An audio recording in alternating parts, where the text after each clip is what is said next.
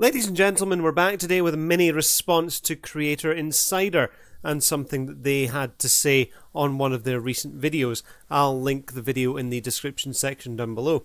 Now basically this is something that I'd never thought of, ladies and gentlemen, but when it comes to YouTube premieres, the lead-in 2 minutes, the sort of runner onto the video, do those affect your watch time in YouTube Studio? Do they get added to your total watch hours? For example, as a YouTuber, people need to have a rolling 4,000 hours of watch time.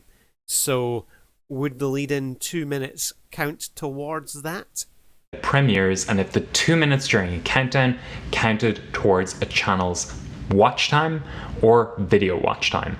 Now, the team clarified that yes, countdown watch time is counted as live watch time for the video and the channel. So there you go, ladies and gentlemen. If you have a premiere planned and there are people there ready to watch your video, that first 2 minutes, all of their watch time gets added to your channel towards those 4,000 hours threshold.